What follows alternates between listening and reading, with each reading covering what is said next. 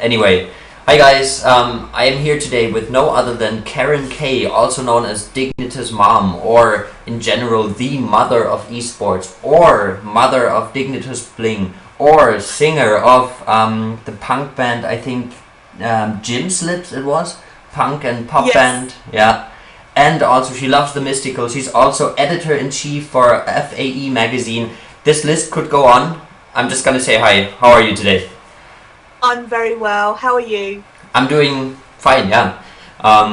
So tell us a little bit about yourself. This community probably knows you as mom of Dignitas Bling.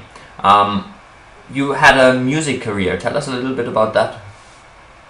Gosh, well, I am still actually doing music now as well, but I started when I left school when I left a bit early. I left when I was 15 years old, and I left because I wanted to make music. And the first band that I joined was a punk band called the Screamers, and then I was scouted by the manager of a band called the Gym Slips, and I joined them, and we did lots of gigs and performances all over the UK, and we did a few Radio 1 sessions for John Peel as well.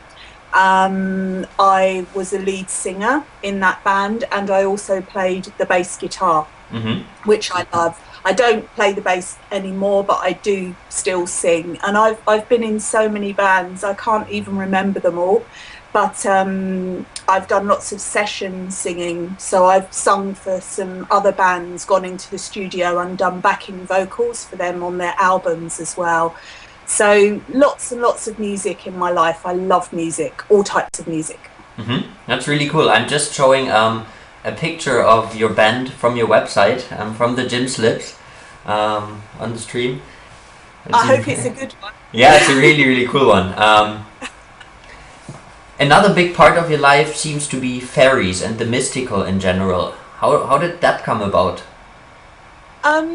It's funny. I think the mystical side of things has always intrigued me since I was, again, a very young girl in school. I remember I used to talk with my friends about unusual things, and we always were interested in different things. I don't really know what to call it, but just interested in alternative, paranormal type of subjects. And that just evolved as I grew older, and it's just always something I've been interested in. Fairies have always been part of my life, really, just the interest from being a small child, listening to fairy stories from my parents and my grandparents reading me these stories. And as I got older, I just became more interested. And slowly it kind of has developed into a job for me. So it's been a natural progression. I love the magical side. I love the fact that fairies can fly. It's fun, and yeah, I love it. It makes people smile and makes people happy, and that's why I like it. And the magazine in particular interests me. Like, what's in a fairy magazine? I have no idea. Like, I've never encountered one, to be honest. Well, there are not many fairy magazines. I wanted to do something that was specifically for the United Kingdom and for the Celtic islands. So something, because a lot of folklore and fairy tales and stories of fairies are based around the Celtic areas. Also, there are a lot of adults that are still interested in this type of thing in I think it's Belgium or the Netherlands. There's a huge festival that happens called the Elf Fantasy Fair, and thousands and thousands of people go to this event. It's really popular. A lot of adults have an interest in this, but there are not many magazines that represent this group of people. So my magazine, it's like a lifestyle magazine, really. It has things like stories of old folklore. It has fashion, because the clothing and things. Not that everybody wants to wear wings every day. It's not practical, but there's a certain lifestyle and fashion element that comes into it. And also there's a whole scene of like festivals and events, and I'm strongly involved with those as well. And it's all in the magazine, any news stories to do with art as well. Art is very strong in the fairy community. That's really interesting. That's really cool. And this magazine is available like in print, or is it an online magazine? It's a published printed magazine, and it's sold all over the world. When I first started doing it, I just did it because it was my hobby. It was a subject that I was interested in, that I am interested in, and I've had some professional experience with broadcast journalism and print journalism, and so I thought I would make this magazine, and a few of my friends would like it. I started it back in 2007, and then I was approached by a distributor, and then somebody in America, and it's just gone on, and now it's sold all over the world, and it's really sells quite a lot in America, in Japan, in New Zealand, in Australia, all over Europe, and in the UK as well. So it's literally sold all over the world, and I think it's a bit sometimes when I think about it, but people are really interested and they like it. Some people say that it's like the Vogue of the fairy world, which is it's a great compliment for me. Definitely.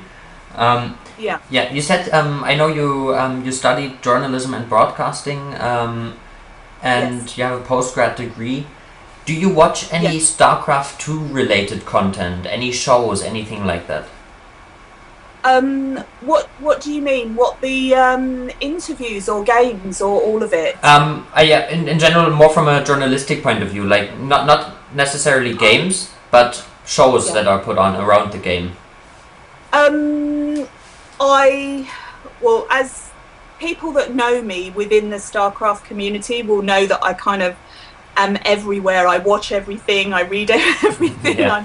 I'm so interested, and not only in my son's games, Dignitas Bling, of course, I watch everything he does, but I'm really interested in the game to the point where I will watch games where he's not in. I'll watch tournaments that he's not involved in. I go on streams and I chat with people. I know some of the people have, it's fun. It's such a friendly community, and they all know who I am.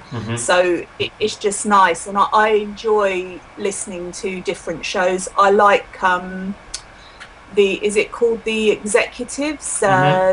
It's a program that I find really interesting, because they're talking about how the game works and esports in general, which I just think is an amazing thing. And I'm so happy that my son is part of it, and also that I can enjoy it as well, because I think so many people are missing out on this huge community that they don't even know about. They don't even know it exists. So it's very, very special. Yeah, it's maybe similar to the fairy community in a way. Yeah. Actually, coming back to that, you said you're really happy that your son is pursuing an esports career. That's not really, I don't know how to say, it's not a very general thing, that moms are really happy about, their kids going into computer gaming, into gaming or pro gaming. How did that all start with Bling, and what was your perspective on it? Well, perhaps it's a little bit different in our family, because I can't even remember when the internet started, but as soon as people had websites, I was building my own websites many years ago.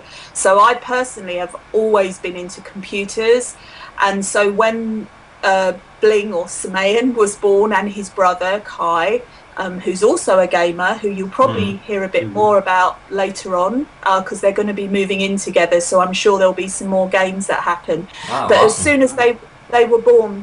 I was already aware of technology and the computer and games, and I can't remember how old they were or how young they were when I bought them their first game. I can't even remember what it was.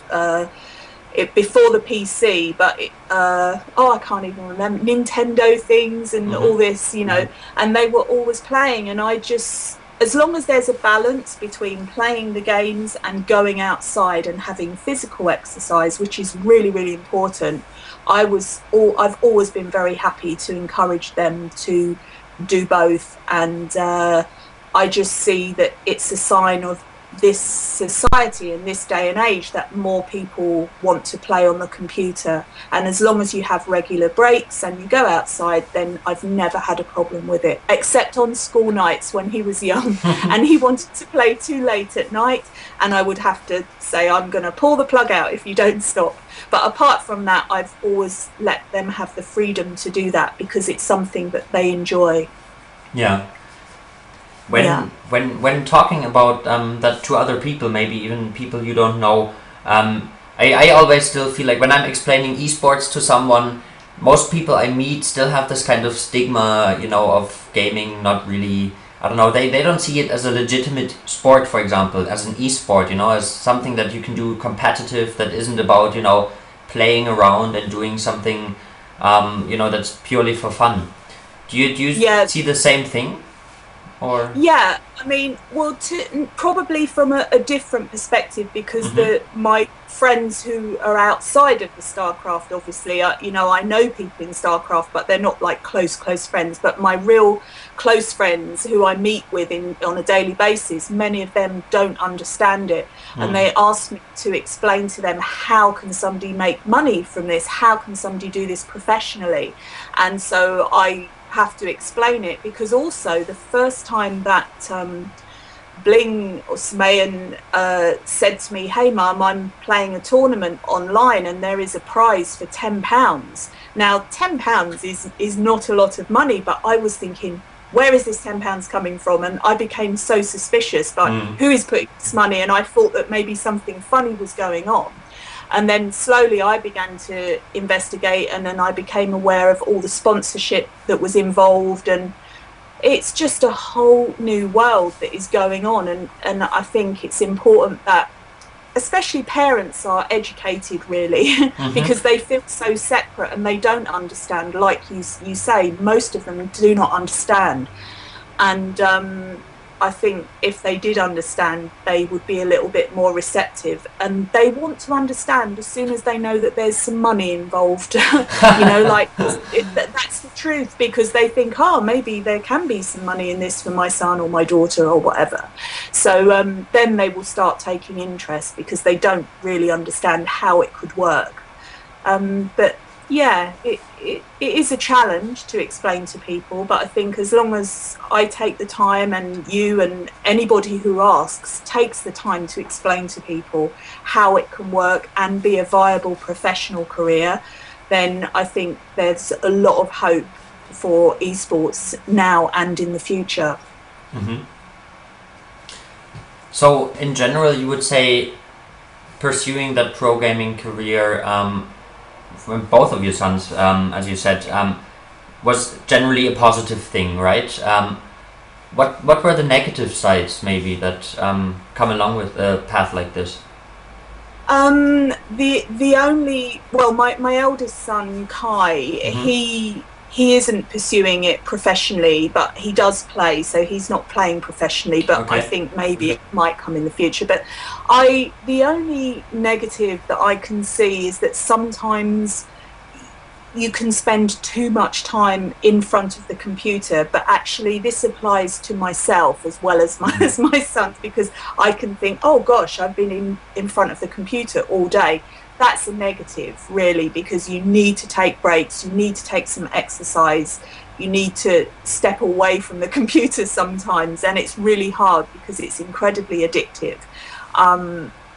I had to ban myself from Twitter today, and I found it really, really difficult. Yeah, I read that actually. Oh, it's so funny, and it's so funny, but I did it for or 6 hours I managed, which is a real achievement for me. And it's the same when you're younger or older, it doesn't matter. The things become addictive, and the only negative side is that it can become too addictive. So to take some time away, especially if you're being a professional player, I think it's important to take that time out, because then you come back and you're fresher. And also the physical side, like with the hands and the wrists, you know, a lot of players you see have problems with wrists, and it's important to keep them strong, build up the muscles so that the hands become strong. But and the eyes, obviously you can get eye strain if you're staring at a screen for too long. Those are the negative aspects, but I don't believe that it's just negative. I believe that you can do something about that. Yeah. Okay. Yeah. Well, and what's your perspective on the game StarCraft 2 itself? Have you ever played it? Yes. I played it seems like an overstatement, actually. I've tried to play it. I played against Simeon once, and the game was in quite a slow mode. Yeah. And I managed to collect some minerals, and he was leaving the room. That's how bad I was. He actually left the room and set his thing up, and when he came back, and then he worker rushed me. So it was at that point that I thought, no, I'll stick to fairies and I'll let him stick to his computer StarCraft and I'll just enjoy watching it, because I have thought, oh, maybe I should really practice, but it takes a lot of time, a lot of practice, and I don't want to do that really. It's if I was a lot younger, maybe I would. I think it's great that there's more women in the gaming, esports now, but I think maybe it's just I'm an observer, not really a player. I'm not good. I'm really yeah. You actually mentioned two interesting points here. At the end, when you said you're happy about a lot of women joining esports now, and that always brings up one thing in this community that this community has always been criticized for, and that's not being able to deal with issues such as sexism and racism, because the community is made up of mainly young males. And we're in a process, I think, where the community is maturing. But I know you moderate Simeon's chat, and I know stream chats aren't the most mature things ever. How can you stand moderating a chat? Well, sometimes it took me a little while to realise, to learn about trolling and trolls. And once it was my sons explained to me, because I said, oh, these people ask this question, but it's obvious what game we're watching. And they said, oh, they're trolling you, Mum, they're trolling you.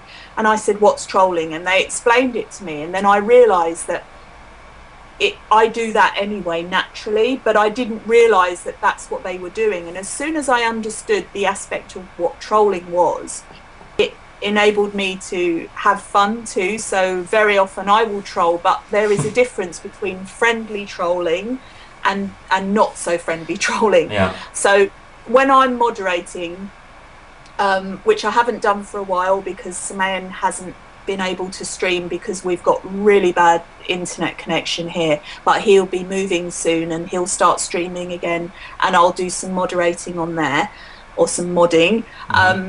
I had a reputation for just deleting and timing out people before I really found out what they were saying. So maybe I'll be a bit more generous, or maybe I won't. But I like to keep the chat clean, so it's friendly, so people can have proper conversations if they want to, but not be, I think you've got to let people have a laugh. And I am a mum, I'm not in the same generation, I don't understand everything, but I've been young too, and I'm not that old, but I've been a teenager, I've been kind of a bit naughty when I was younger, so I think it's important, as long as it's friendly. But if it gets racist or abusive, then I'll just delete people, because I think people know when they're being abusive, even not typing on the computer. And I think people feel a little bit braver when they can be anonymous. Exactly. You know, they can say what they like. They can make up a new name, a new handle for themselves, and say these things, and it's not nice, and it ruins it for other people, because most of the community are very friendly, very polite, very mannered, and I think if I like to focus on the good side of people rather than the not so good side. Yeah. Yeah, amazing. You also said your sons are moving in together. Is that in? I don't know if I'm informed right here, but Semayan is training in the Millennium House, right? He will be. Oh, no, he was. That was quite a few months ago now. Semayan stayed in the Millennium House in France with Stefano and some of the other players.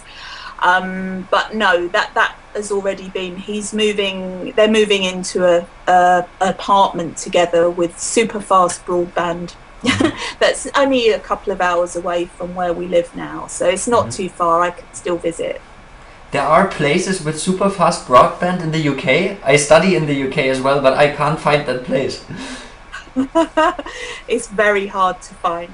You have to go to a big city. I mean, they keep saying that there is super fast broadband in the place where we live, but we can't find it, and I can't find anyone who's got it, but they say that it's here.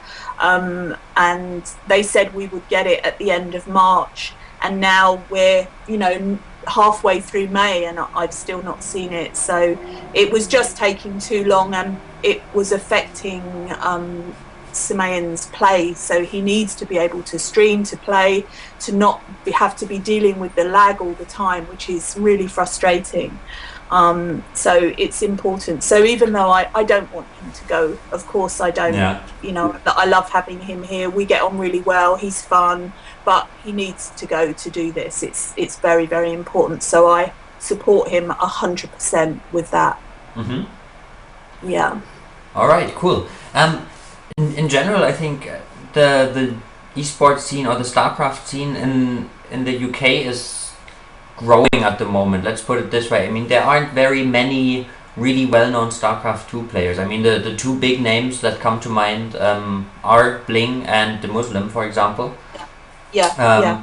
And now, Bling is supported by Total Biscuit. Is this some sort of way to kind of push the UK StarCraft scene a bit forward?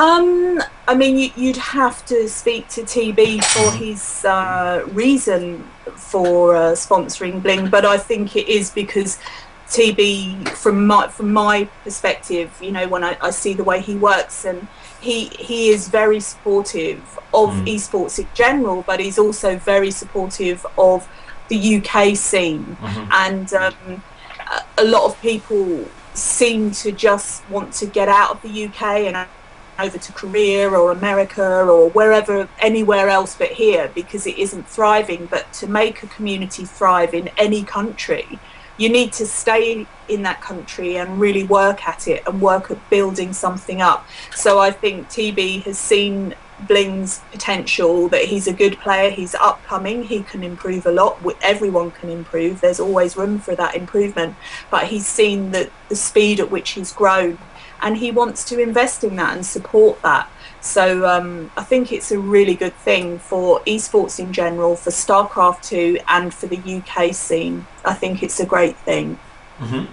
Okay, amazing, cool. Maybe to finish this up, tell us a little bit about future plans in whatever direction, and maybe a little bit about the future of Bling, for example. So they're moving in together now. Is there anything else? Maybe are you gonna come to a tournament with them? Maybe even travel to the States for the next tournament? Anything like that?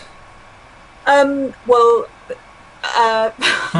if you can tell. Well, yeah, I mean, there's some things I can't tell, and the thing that I can tell is that yes, I will come to a tournament one day. I don't know when, because I also run another magazine, 2 magazines, one about fairies, one about mermaids. So, but I won't talk about that one now.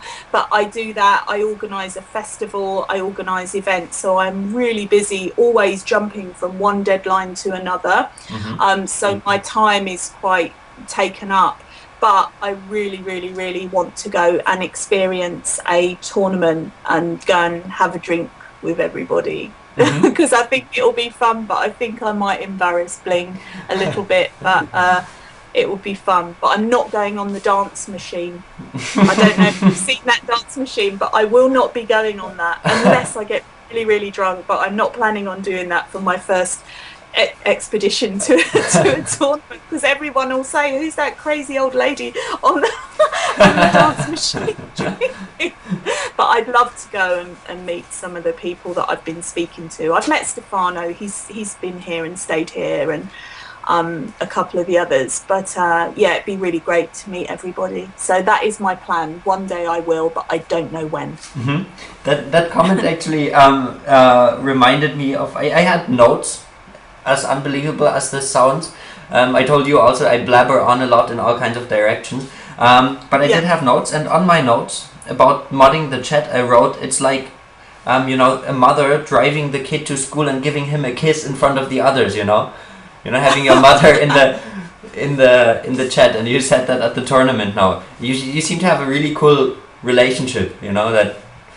Oh yeah, we get on so well. I mean, we're like mates. We've always been like mates. Yeah. And it's really good fun. I mean, look, when when Stefano was staying here, and they were going out to some club, and they were playing some drinking games, and I just like, what are you doing? And they dragged me in the room and they said, come and join in with us. And I kept losing, and I was only in there for like 10 minutes, and I got, oh gosh, I don't know how many shots I had, but I kept losing. And they said, come to the club with us. And I said, no, I don't want to do that. I don't want to cramp your style or anything. But they wanted me to go because I like to have fun, you know, and have a dance, have a laugh.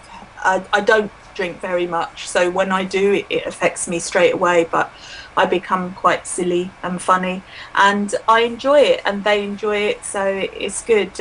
Yeah, I'm like good friends with Simeon and my other son Kai. We're good friends. I've always had that relationship with them. Like, yes, I'm their mother, of course I'm their mother, but I like to have like a friendship, because I think that's what is important in life, to have friendship so that you can talk about anything. And yeah, it's good. It's a good thing. And that's why you are the mother of esports. That's a big thing to live up to. I'd say a mother of esports, not the mother. That's too much. Well, you've pretty much already adopted Stefano. If you keep adopting all the players, you should actually open your own team, maybe. Yeah, the mother of all teams. Exactly. There's no better manager than a mother.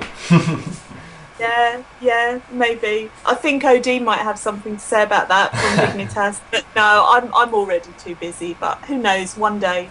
All right. Is there anything you want to say to the community?